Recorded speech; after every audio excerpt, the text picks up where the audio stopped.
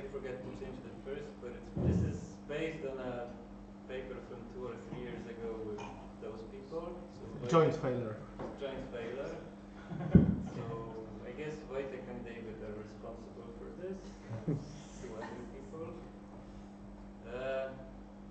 I'm not sure everyone followed what really weighted automata are, so I made 2 slides which will shortly introduce them. So your domain are integers and you have 2 operations, min and plus. Here is the first example. So it's an automaton where letters are also labeled with elements from the domain. So here you have just labeled with 1, and this is a function which you should think that for every round you aggregate all numbers you've seen and you aggregate by adding them. So the first this is completely wrong. This is actually really wrong. There should be also there should be a P0 and A0 here, and then the first part computes the number of A's, the second part computes number of B's. They're both deterministic, and then you take a minimum of the 2, and this is the function you get. Probably, I wonder if this is also wrong, but this is a second example, and the idea here is that you have non-determinism here. So you don't compute anything until you decide, okay, now I will start my block of B's, and then you compute the length of this block, and then you see that it's the end of the block, and this is your length. So you think of each word over A and B that it's a bunch of blocks of B's separated by A's, and you want to know the minimum number among Ni and Nk. Okay, so this is the second example of weighted automata, and this is as close to definition I will give. So you have linear cost register automata, which is supposed to be a different presentation of the same model. It's supposed to be more intuitive, and so you have some registers and you have to initialize them. So the idea is I will define the same function as before. You start with 0, and then when you see A, you add 1 here, and you keep this the same. When you see B, you do the opposite, and then you output the minimum of the 2. Okay, I hope it's clear. It's the same thing. Here's the other example, and then again, you start with zeros. When you read A, you don't do anything. When you read B, you enter like in a mode that, okay, now I will count B. So this arrow should go right, in between the states. Yeah.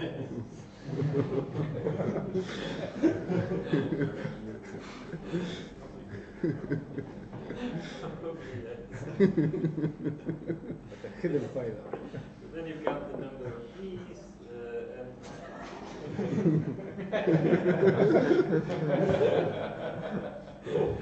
okay, you see, I hope you get the point. It's a failure presentation, so it goes right.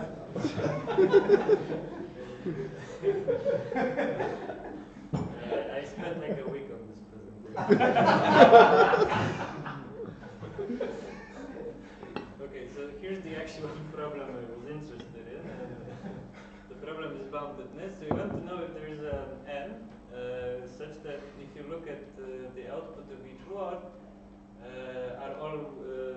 is the output always bounded by this n for all words? Okay. If you restrict your domain from integers to naturals, then this is decidable, and this is known as Hashiguchi's theorem. The proof is unreadable. I tried once to read it. I think with Shaul, we gave up after a week. I don't think I really understood what's even going on there. But there is a different proof of the same thing, which uses Simon factorization theorem. It's a very nice proof.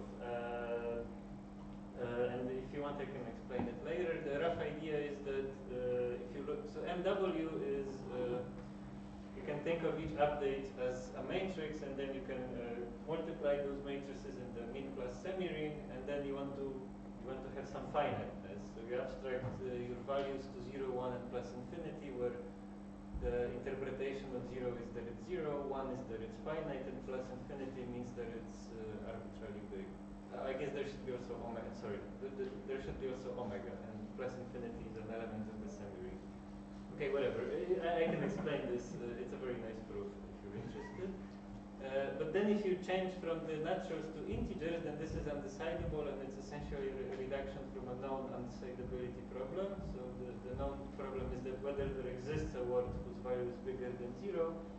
And then I guess you can imagine the reduction, like you just connect the final states to the initial, and then if there is such a word, then you can pump it and to be unbounded.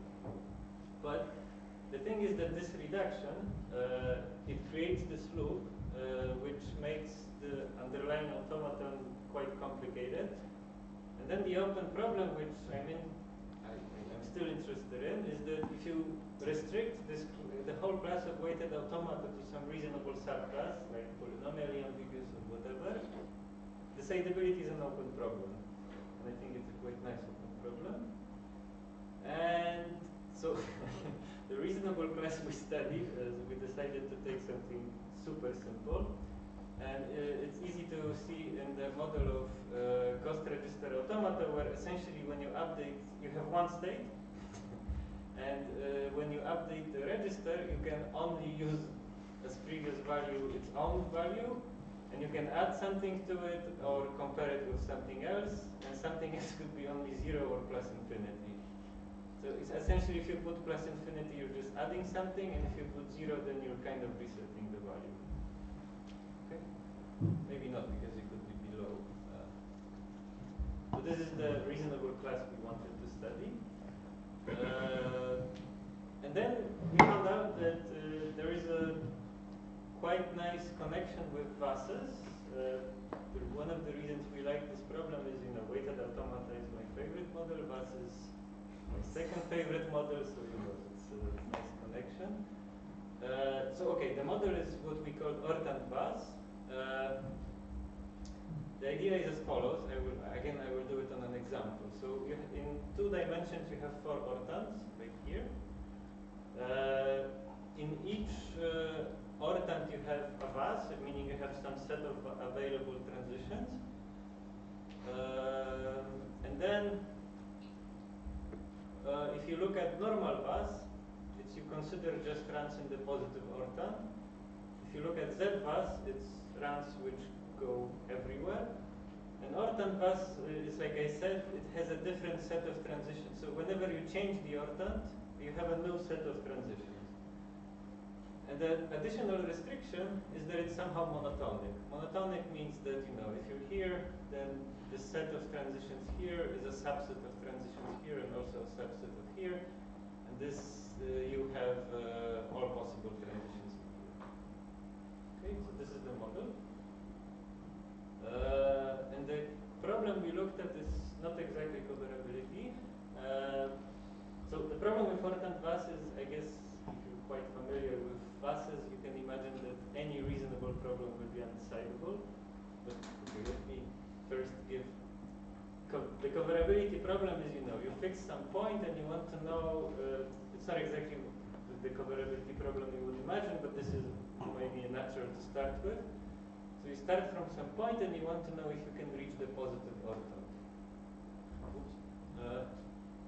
And then the problem we actually consider is what we call universal coverability, meaning that you don't have a fixed initial point. Your initial point could be anything. And can you always reach the positive ortant? And by anything, you should think that it's actually in the negative ortant, and it could be arbitrarily small. Because the smaller it is, the more difficult it will be to reach the positive ortant. Yeah, so there is a theorem which, I don't even think we proved this, but intuitively, if you take any normal problem like the standard coverability, it will be undecidable.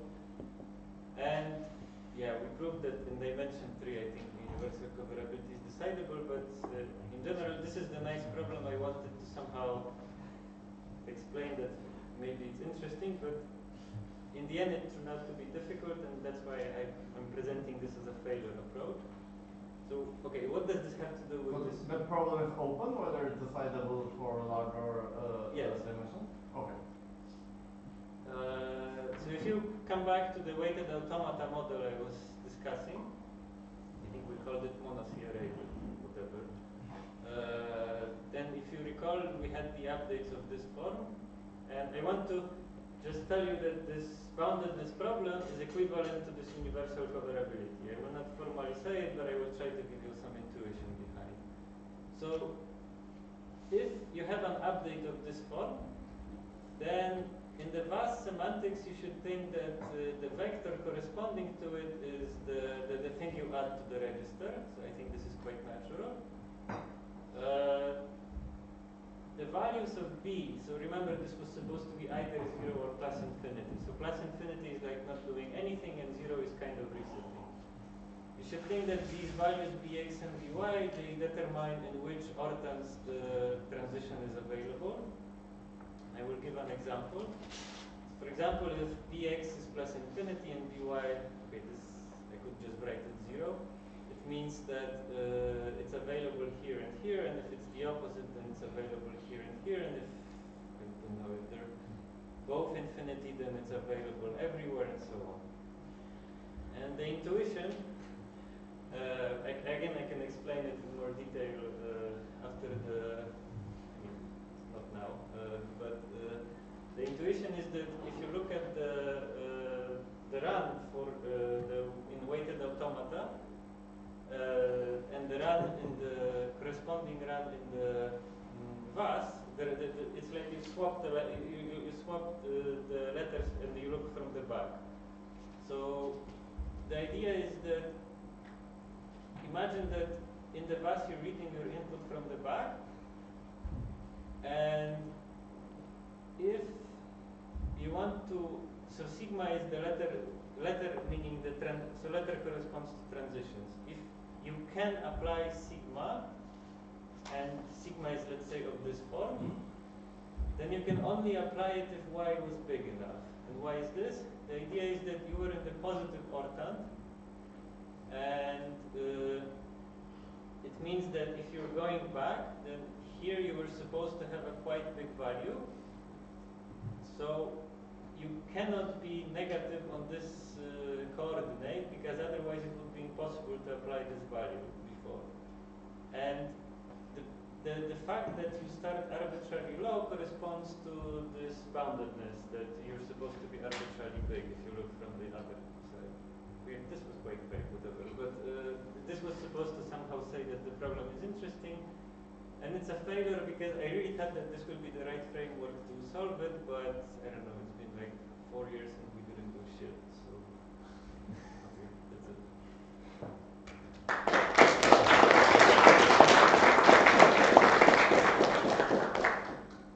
Any questions?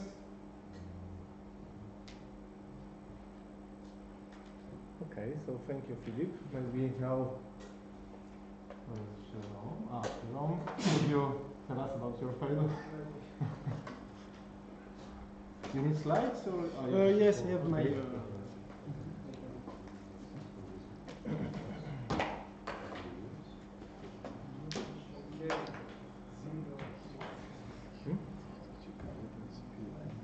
I will not present my most the miserable failure about trying to prove that the reachability problem is in space.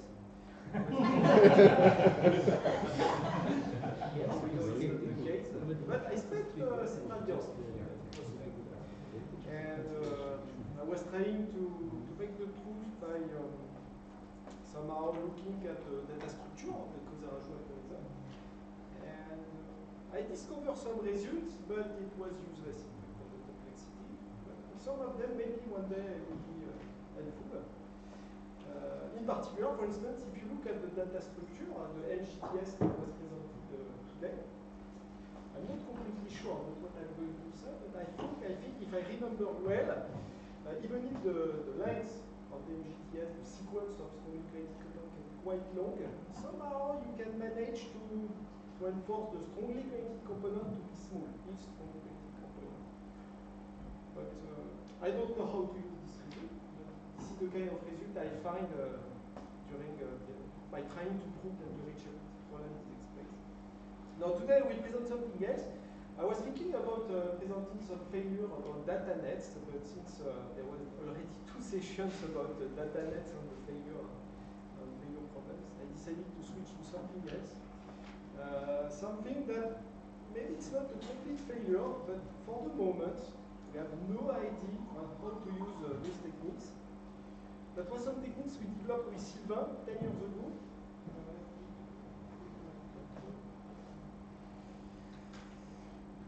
I can add as a story that in 2010, when Jerome was working on this, Yes. Peter Habermill and I looked at this and we said, okay, next year Jerome will show that it's in X space and no need to look at it. That's not the case. This is curious because we discover a way to improve the lower bound by looking at something completely different. It was about push-down pass in dimension 1. So, okay, let me use.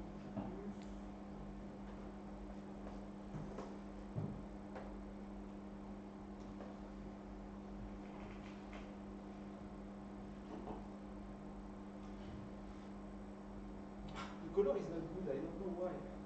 Philippe, you got something right? It's your. I think it's because you have a Mac. It's because I have a Mac? I Yes. think so. It's not friendly. Okay. So this is about that paper. Demystifying reachability. Maybe the title is reachability problem in vector addition system. As you can see, it's an old paper because I mean the archive version was in 2015.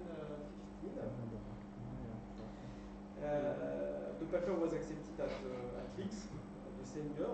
But you know, if you want to have a paper at that time, you need to submit it before. So in fact, it was a result that we discovered already 10 years ago. In that paper, I would like to show you what we did. This is the paper.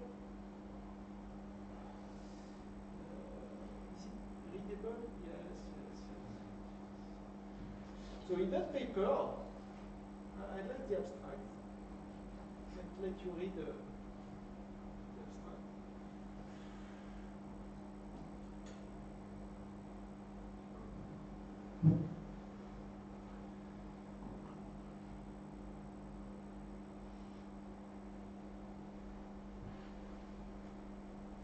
So in the abstract, we say, okay, we are going to explain the magical stuff in the Poisson-Rajou algorithm. I think this is the first paper where we called this decomposition algorithm the KLM decomposition algorithm for Poisson-Rajou, Lambert, and Nair. In that paper, we find a way to explain why it's so important to consider sequence of strongly connected components in order to decide the reachability problem. It's what we call the MGTS structure. And in fact, we discover that so there is two results in that paper. The first one is explaining the way we can obtain a data structure for deciding the reachability problem for mass. And the other part is about the complexity result. I will not go on this part. But concerning the data structure, in that paper, we said this data, the way we can explain the data structure can be used in other models, like not only vector addition system, but vector addition system with zero test, nested zero test, vector addition system with a stack, data nets. And at that time, it was not just advertising this idea. We were really convinced that this idea will be pushed further in order to solve several problems. 10 years after, somehow after trying to work, maybe not so much. I don't know if I know that Roland, you find recently a way to use this technique in order to solve the reachability problem. I mean, to provide a new proof of the reachability problem for nested zero test vector addition system. But for other models like vector addition system, it's not so clear how to do the job. But I would like to show you the idea in that paper because even if we do not succeed to find something in 10 years, maybe after this, maybe it's like an open problem session. Maybe tomorrow we will come back to progress on the failure approach. So I would like to just. What is the failure? I mean, it's Not failure. So right? it's, a big it's success. something that we tried to use, but we never succeeded. Find a way to explain the data structure that is used in vector addition system which is different. For that, it's a success. But in fact, we wanted to use it for several other models, and that part is not, for the moment, it's not a success. So what I like in that paper is the fact that somehow it was known at that time that by using well-structured transition, by using well-quasi-order on configurations of your system, it's possible to decide several properties like the covariability question. But in that paper, we discovered that we can push a little bit further this idea in order to decide not only covariability question, but reachability questions. So I would like to show you some definitions. Sorry, I didn't prepare some slides, but yes. So I think it will be okay. So as you know, the definition of a well-quasi-order is something very natural. We have a set which is ordered this way. Let me take another color because the green one is not the good one. Red one. So you have a set X, as you can see, and you have an order less than or equal, and you will say that your order provide a way to define what is called an upward closed set. If you have a set of elements S, you can take all the elements that are larger than some element of S. You can define symmetrically the downward closure of S. And we say that the set is upward closed if it is its own upward closure and downward closed. So this is something very classical, and there is something that is very interesting when we are looking at upward closed set and downward closed set is how to define a way to describe those infinite sets with just finite elements. So the idea, if you have an upward closed set, you would like to define the upward closed set as its minimal elements, defining the upward closed set. In general, this set of minimal elements can be infinite or even empty. But if you have a well-quasi-order, then everything is fine for the upward closed set. So a well-quasi-order is a quasi-order such that any infinite sequence do not contains any infinite sequence of elements contains a good pair, and a good pair is something like that. So if you take an infinite sequence of elements, x0, x1, xk, and so on, you can find some position I, and later another position j, such that if you look at the two values in your sequence, xi is less than or equal to h. So this is the notion of a quasi-order. Any infinite sequence contains a good pair, meaning that at some point you see something that is larger than something that you see previously in your sequence. This notion of well-quasi-order provides a way to define a upward closed set thanks to the minimal elements. Okay, minimal elements are finite, and they do not. If you take the upward closure of those elements, you get the full set of configurations. But there is something interesting is when you look at the downward closed set. If you look at downward closed set, then it's not clear what is a maximal element somehow.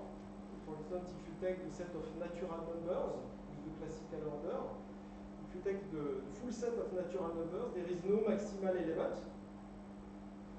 But the fact that there is no maximal element is an interesting property. It means that if you want to describe what is a maximal element, you need to craft a new element that is not in your set, that will somehow provide a way to express this downward closed set.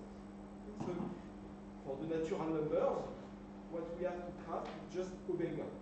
If you create you say now I have the natural number plus omega, and if you want to describe a downward closed set of natural numbers, either you provide the natural number, all the numbers below that natural number, or you say it's the natural number below some omega. So the fact that we have this technique of crafting new elements describing downward closed set is something quite interesting and that can be applied in many, for many well-quasi order. So it can be applied, as I mentioned, for natural numbers. But if you think about the Dixon's lemma, somehow you can extend as a Cartesian product of well-quasi order. So you can define for vector of natural numbers what is a downward closed set. And this notion of maximal element is defined as a notion of ideals. I will not give you the full definition of ideals, but intuitively an ideal is just a way to represent maximal elements of your downward closed set. So what we discover with Sylvain in that paper, we discover that in fact, if we look at this well-quasi order, there's a lot of things in that paper, but I would like to show you something.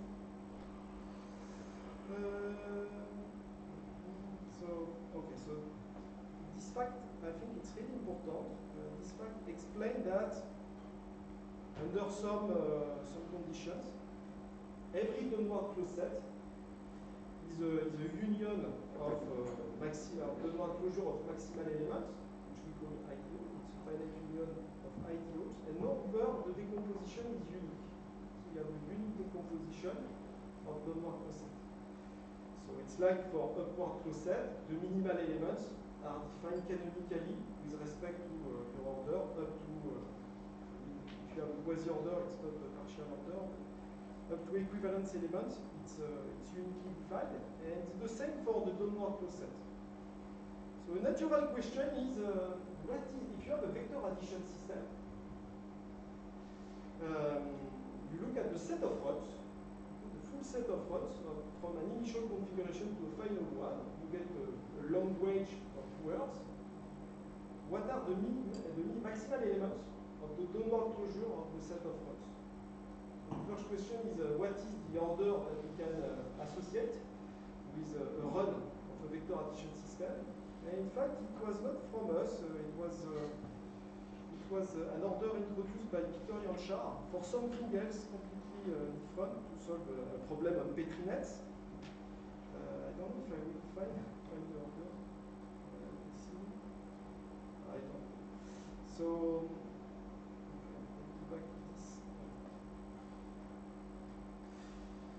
So, in fact, I think it was in 1990. So Peter Janchar introduced a well-quasi order on execution of a Petri net or vector addition system, and use it to solve some problem. I can't remember which one, and it was for some kind of fairlightness. Fairlightness. Yeah. So it was something different from the reachability question. But if you take this order, I think it was not true in the paper of Peter, but if you take that order, you can prove it's a well-quasi order set of rods. And moreover, this well-quasi order satisfies some nice property that we call amalgamation property. Intuitively, if you have a run and a larger run for the well-quasi order, then you can prove that this larger run is obtained by somehow inserting cycles that you can pump an arbitrary number of times. So for instance, if you have an execution that say, okay, I'm doing nothing, and above you can have an execution that say do +1 and then do -1. And if you do the two cycles an arbitrary number of times, naturally you have still a run. You can execute the +1 an arbitrary number of times. As soon as you execute the -1 the same number of times, you will get an execution from the same source to the same target. So in fact, in that paper, we just observe that if you look at the downward closure of the set of rods, the ideal that occurs, the new object that you have to craft, the ideals are exactly the structure, the data structure that we used for deciding the reachability problem for vector addition system. So in particular, as soon as you have this ID, you can say, okay, I will try to extend the result to other data systems. and in particular, for example, for push-down vector addition system. And the first thing you have to do is to craft a well-quasi-order that will satisfy some amalgamation properties. And for push-down vector addition system, it's possible to have this order. For data nets, it's possible to have this order. For branching vector addition system as well. So for all those systems, it's possible to define a natural well-quasi-order on set of runs. And so we can naturally look at the maximal elements, the ideals decomposition of set of runs for those systems. But unfortunately, we don't know how to use. We tried several years. We tried to understand the data structure. The form of the maximal ideals for those systems. But we did not succeed. And in those systems, it's always a tree. Runs are always tree-like. In all So examples yes, that you said. so for push-down vector addition system, what you're going to do is to first to say, okay, I'm not going to look at push-down pass. I'm going to look at grammar vector addition system. It means that you have a context-free grammar, so the terminals are vector are VAS actions. And so you have your execution now is a derivation tree. And you need to add some extra information on the derivation tree that somehow correspond to what the value of the pointers before starting a node of the tree and the value of the pointers after. And this way you can define a well-quasi-order on push-down pass. If you want to have a reference, we have a paper on that with Grégoire Philippe. So the bottleneck to understand is lack of technology for ideal representation of ideals of trees. So the main problem,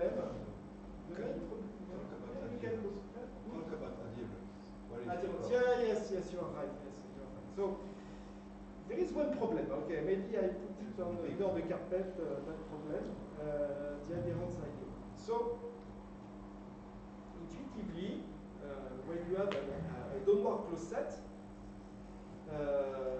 maybe you will provide some. If you want to compute the maximal elements, you need to show that the maximal element, a possible way is to enumerate maximal elements and try for each maximal element, try to prove that there exists effectively a sequence of runs such that the limit is your maximal value. And the adherence property is the following one. Is it true that so you have a set and you provide some ideal, and the question is, does there exist a sequence of elements in your set such that the limit somehow is this maximal element? I think this is what we call the adherence. Or you need to formalize the limit and stuff like that. And the natural question is, does the adherence property, the adherence problem, is decidable for vector addition systems? So meaning that if I provide a sequence of maybe not graphs, strongly connected graph, but for example a sequence of graphs that are not necessarily strongly connected, but like the MGTS of this morning, that this sequence is a limit of runs. Does there exist a sequence of runs such that the limit is that sequence? And we discover in that paper that this problem is undecidable. I don't know where it is. Maybe somewhere. So we discover it's undecidable. Is it in the paper or it's? Yes, it is. It's okay, it's somewhere in the paper. So this problem is undecidable. So it means that in order to decide in the KLM decomposition, if you want to decide if a sequence of graphs really correspond to a limit of runs and you want to continue the decomposition, it means that the ideal from which you start from should satisfy some additional properties. So it's not any ideal for which we are going to check the adherence. It's an ideal satisfying additional properties. So for instance, for vector addition systems, the ideal we consider are just sequence of strongly connected components. It's really important that the components are strongly connected, since otherwise the problem becomes undecidable. So So the natural question, if you want to solve the reachability problem for other models, I mean models that extend vector addition systems, you need to just not only to provide the data structure encoding ideals, but you need to provide additional properties that those ideals satisfies for your model. So for instance, for VAS, it's the fact that you have strongly connected components. For branching VAS, we don't know what is the good data structure in order to solve the reachability. So there is two problems. So the first one is provide a way to describe ideals, and the second one is to find sufficient conditions in order such that the adherence problem becomes decidable, and in such a way you can describe the reachability problem for you. This part is important as well. So for the moment we don't know how to use this technique, but I think Roland, you use this technique for push-down pass, not for push-down, for vector addition with nested zero test. So it's not completely a failure, this technique, you can use that context. For data nets, I was thinking it's a complete failure, but maybe other way. You know, we work on extending this technique for data nets for a long time, but there is still a problem.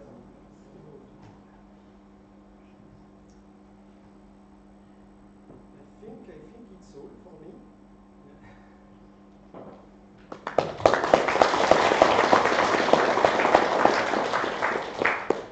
This is a nice example of the embedding relation. You see, you have a run over there. You have a run, and you say, this run is smaller than that one.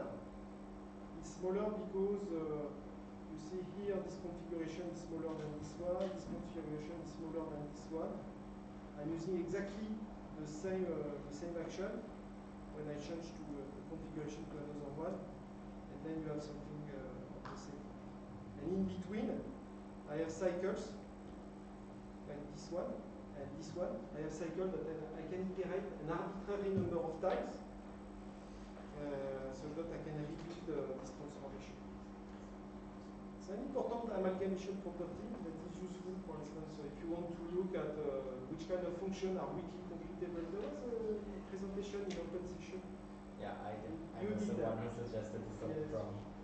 So yes, so if you want to prove that some functions are not weakly computable, for instance, you can use this kind of arguments because we will discover that necessarily your function will contain a direction. It can also be used, for instance, in order to prove that if you look at the reachability set of a vector addition system on a one-dimensional set, meaning that you project away some component, you can prove that the set of configuration is linear.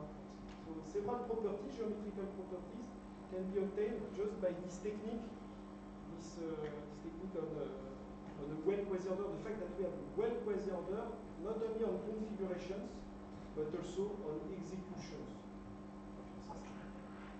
So maybe there is some questions.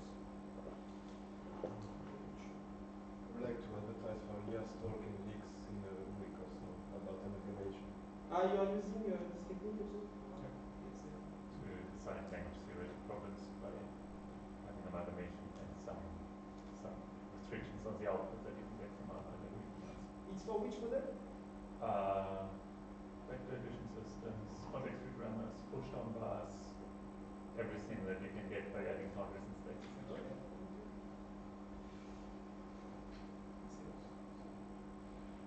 But I think this technique it's rather simple technique for solving some problems. It can solve problems about the form, the geometrical form of execution we can obtain for a system. But hopefully one day we will find what is the right form of adherence, the adherence of the set of execution, for instance, for a branching class, and find a way to solve it.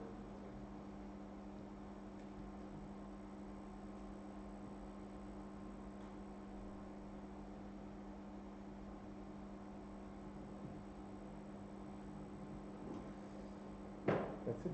Yes. Okay, okay.